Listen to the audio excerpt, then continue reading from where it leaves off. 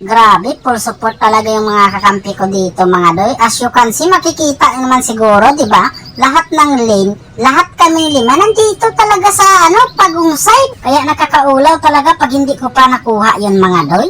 Baka kamuhian nila ako. Kaya sinurbol ko talaga yun. Pero dito sa pagkakataon na to, yung kahintang ko, peligro talaga mga doy. Kaya lang nakipaglaban pa rin talaga yung mga kakampi ko.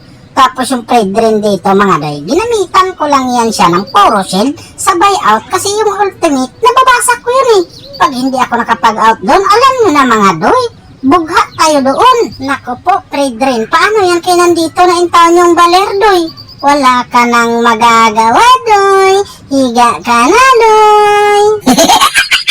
Tapos yung Leslie dito, namuwersa talaga doon kay Kari namin mga doy. Tapos dito, akala siguro niya makakatakas siya mga doy. Kasi nag-anino-anino pa yung taon siya. Ang hindi niya alam, nahulakan ko talaga siya. Sus, Mario Sep. Tapos yung haring baka dito mga doy, naglapag talaga yung taon siya ng kulay green dito. Ano yun, pang pagahi o pang padagdag buhay? O bakit ganun? Nadagdagan mo yung buhay mo pero na-impas ka pa rin? Anong klaseng pang padagdag buhay pala yun? Pero may iba muna tayo mga daw. Nandito, nagpag 1 by 1 ako kay Fredrin. Kaso nabuhi na pala yung Leslie. Dito, pinasagang ko sa kanila yung ultimate ng Leslie mga doy. Opo, nadaot ang mga kakampi ko. Dito, tamang tago lang muna ako sa tanglad mga doy. At nandito din si Fredrin mga doy. Nag 1 by 1 kami dito. Kaso andito man yung Leslie. Kaya backyard tayo pagkaganyan mga doy. Huwag nating ipilit yung mga bagay-bagay na naglisod tayo. Pero dito mga doy, tingnan yung maigi. Ubos akin tong dalawa na to. Agkoy, ba't ang dami nila doon? Ano yun? Nag-request back up? Nakatago lang pala sa tanglad yung trade drain mga doy. Aguroy, piligro ang kahintang ko kasi dumagan sila mga doy. Buti na lang talaga nakapag-sidestep ako dito. Kaya lang hindi tumama yung shield ko mga doy doon sa baka na yun.